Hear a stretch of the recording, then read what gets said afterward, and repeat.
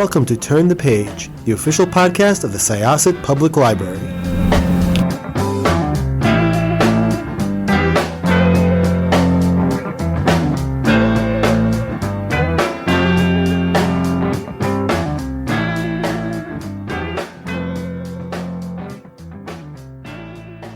Hi, welcome to Syosset Library's Turn the Page podcast. I am your host today, Jessica, and I'm here with an author that has the best book titles ever, which is, I know I've said that to a few authors, so I apologize to the others. I will say one of the best book titles ever, but this one is definitely great. And your books deal with something that has become quite popular recently. A lot of my friends and family members have become amateur bird watchers. So obviously that has grabbed my attention specifically for that reason, but also because your books are hilarious. First of all, I want to invite you to introduce yourself and tell us about the dumb bird guides and about the worst birds ever. Hi, my name is Matt Kracht, and I'm the author of the Field Guide to Dumb Birds series, among other things. Gosh, what can I tell you? So there are the third book in that series is just coming out March 11th, and I'm super excited about it. That is the Dumb Birds Field Guide to the Worst Birds Ever. But when you see the title on the bookshelf, it'll just say Worst Birds Ever in great big type. And yeah, I'm super proud of it. It's number 3 in a series that started with the Field Guide to Dumb Birds of North America, went on to the Field Guide to Dumb Birds of the Whole Stupid World. Took a brief pause during COVID to write something positive, and I wrote OMFG Bees. Bees are so amazing, and you're about to find out why.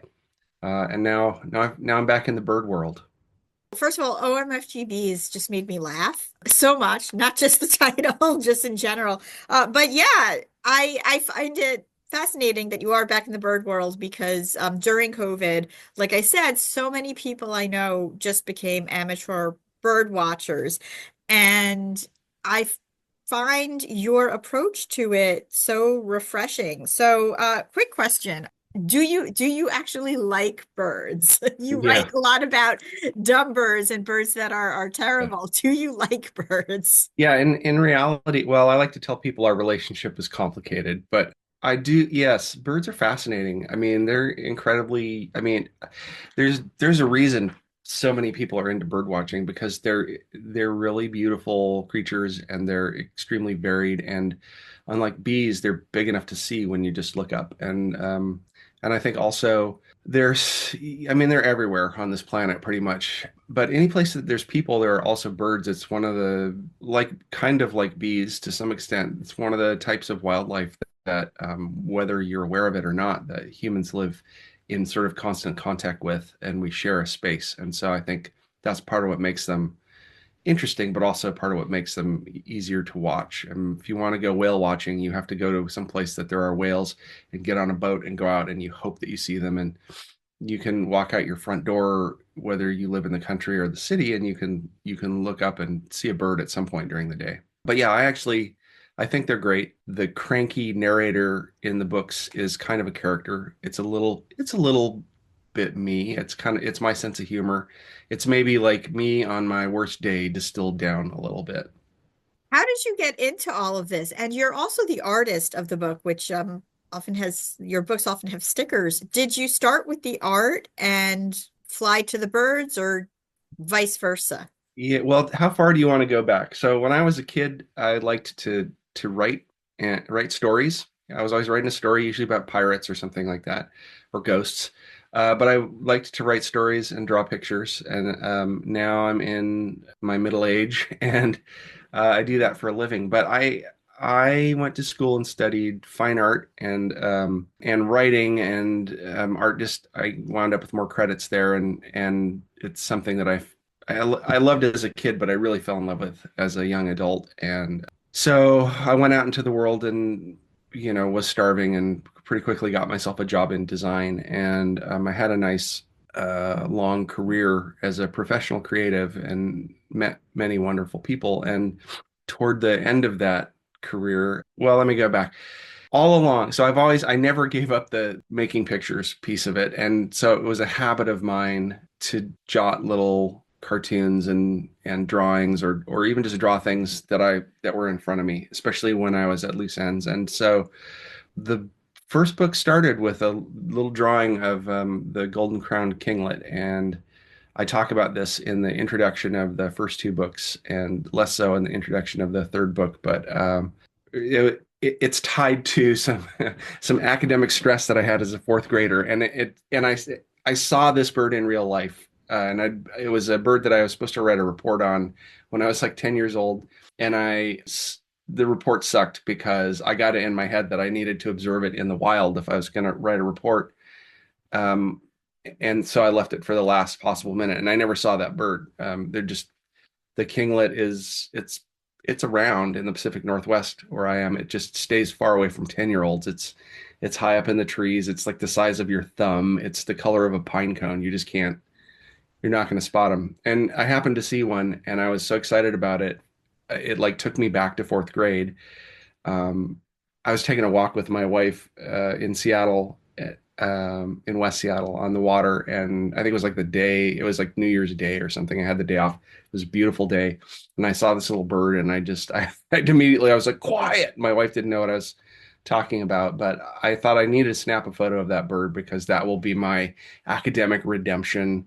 All these many years later, decades later, I'll be redeemed. And of course, it wouldn't stop moving long enough for me to get a clear picture of it. And so, true to form, the What a bird. jerk.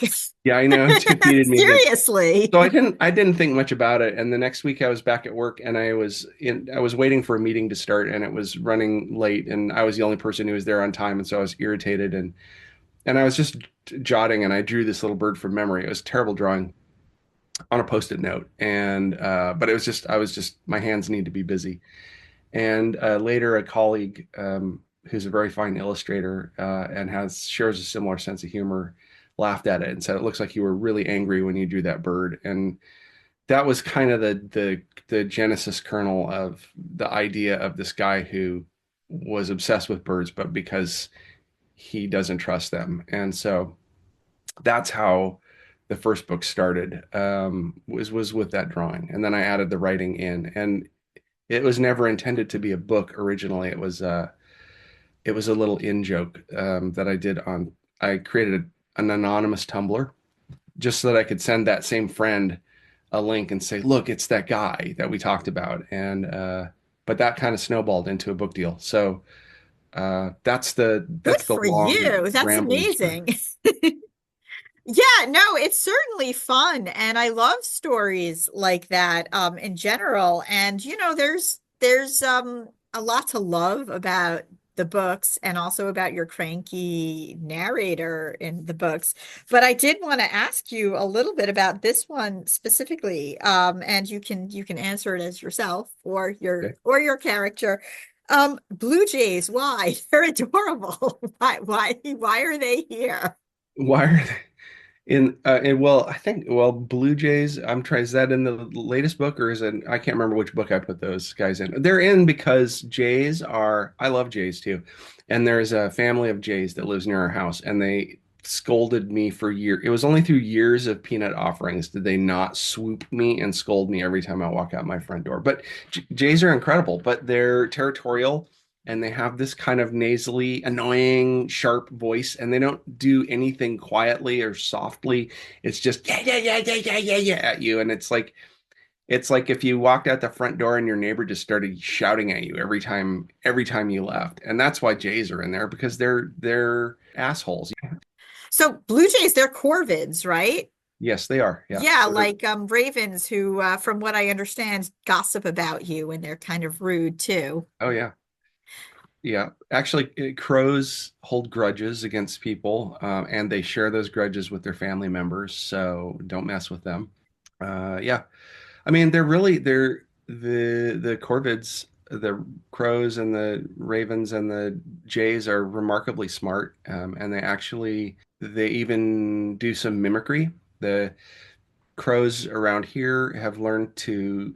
There are a couple of them I know that have learned to meow like cats, and I think it's because there are people who have Tacoma is a town that still has outdoor cats. Some places, like I've lived in Seattle for a lot of my life, and people just don't let their cats out there, and in part because there's so much traffic, you cat won't come back. But this is still free range cats out here, and so people will maybe put a bowl of food outside the back door for them or something, and so they meow when it's time for the and so the crows watch this and they make that noise hoping that people will put cat food out because they love that too. So another thing I wanted to ask about a little bit is, so we all know about Canada geese, but I did not know about a cackling goose. Yeah. Wow. I did not know that Canada geese. I mean, I personally, and I'm in the minority, I actually kind of like them. I give them a lot of credit, but I know they are supposedly universally hated, but cackling geese are I would not have thought, I would have looked at one of them and thought it was a Canada goose. Yeah. Do you want to tell us a little bit about them and why they're awful? Well, they're like the emergency backup Canada goose basically. There's a lot of, well, I shouldn't say there is. There has where they live in the taxonomy of geese has changed over the years, and I write a little bit about that in the book. But for all intents and I mean, I'm going to caveat this by saying I've learned a lot about birds. I grew up in the Pacific Northwest, so literally everyone knows that you grow up, but there's always either a Peterson's or a Sibley's or an Audubon field guide on your on a table somewhere in your house. Everyone has it, I think. Even if you don't know you have it, your parents have it somewhere. And so that was just kind of part of the culture. So if you know the Canada goose, the cackling goose is basically the same thing. It's just smaller, and scientists are going to tell you taxonomically it's different, but that wasn't always really the case. They were just considered small Canada geese basically at one point, and now they have their own taxonomical name. And so, yeah, I mean, why cackling geese? For the same reason Canada geese, because they're noisy and obnoxious and they poop everywhere. And I thought, I mean, a lot of what drives me to add a certain bird to the book is kind of the joy of drawing them. And I think they're in reality, I mean, birds are beautiful and they're enjoyable, but I like the goose form is fun to draw. It's got that long neck and big body. The cackling geese, though, they have a shorter neck than the Canada geese. Yeah, it is shorter, and there's a white ring that's missing, and but they're very. I mean, if you just see them flying overhead, you can't really tell the difference until they start honking, and then cackling geese's voices are. It's almost like a cartoon-ish because if you imagine a goose shrunk down, that's kind of how they sound, like miniaturized geese. So just have a higher pitched. I don't know. Well, it's not honking, it's cackling. So Yes. you get the idea. Yeah, my kids are very funny when it comes to Canada geese, especially, or, in general, just those geese, because they will see them flying over towards their school and they'll say, ah, they are going to look down at the field for our school and they are going to say, that is exactly where I am going to stop to poop. Yeah. Yeah. Yeah. So you you or your character have your own scientific scale in the book. I wanted to know if you wanted to, I mean, without, because I think people who haven't read your books in general or just in general should experience this by reading it. But do you want to talk a little bit about how you developed that? Yeah, oh, that's a tough one. That it got like the character says, it got developed over years, although probably with less scientific rigor in reality than the characters. I mean, he takes himself very seriously as a scientist, and I'm not, like I said before, I studied art and writing, and so I do love the natural sciences. I think science is fantastic. I think it is fabulous and fascinating, and there's so much that's interesting there, especially in the natural sciences. But yeah, this character has been sort of a progression from the first book to the third book, and I keep like I don't wouldn't say upping the stakes, but he's evolving. He's getting a little more unhinged with each book as he takes the first book he's just kind of irritated with birds in general, and the second book he's really taking their behaviors personally, and that's where, if you haven't read the books, a lot of the humor comes from this narrator who anthropomorphizes these animals and essentially says, well, gosh, this kind of behavior that they're doing makes them a real jerk, because if you were a human and you did that, you'd be an awful person. When as an animal, it's just an evolutionary strategy for reproduction or feeding or whatever. And I think a lot of the humor comes from, it's obviously this guy's reaction to something that's totally normal in the animal world. But in the third book, I figure, well, this guy's been writing about birds for years and studying them, and for him, it's kind of I'm not sure the right phrase. It's sort of like it's a moral obligation for him to keep an eye on birds because no one else is doing it, I guess, is how he sees it. And so he's been studying them, trying to categorize them, trying to understand how, like, why are they so annoying, and how do they fit together in this, and sort of create his own system, I guess. And so it's a mathematical system. It's called the Bummer system, Bummr. Read the book. I explain the acronym and the sort of science or ideas behind it, but he never really gets clear on what that is, and you're left wondering how much of this is just in his head. And so, but it doesn't matter because he applies it to each bird in the book, and you can enjoy that for yourself, I guess. So this book being called The Worst Birds Ever, Mm. are you taking him one step further? Is there anywhere to go from here, or are you There going is. I have to at least one more bird book idea in me that I know that I really want to do. This is just, this character is bombastic, and if he were being honest, these are the worst birds ever that I can think of right now, because I guarantee you this character, as soon as he closed that document and sent it to his publisher, some other bird came to his window, which immediately replaced one of the birds on this list, because he's never going to be done hating on birds. So yeah, it could have been titled The Worst Birds Yet. That's not as good of a title. So, I'm a title guy. So You are a title guy for sure. I am genuinely curious what the feedback from the bird watching community has yeah. been. Have they kind of like, have people taken it a little too seriously? Death threats. No, no, I'm totally joking. Actually, I was, so when I wrote the first book, I had no idea how this was gonna. My agent said, this is funny, this should be a book. And I thought, okay, I'll make it a book, but no one will ever, I won't get a deal because it's me swearing at birds.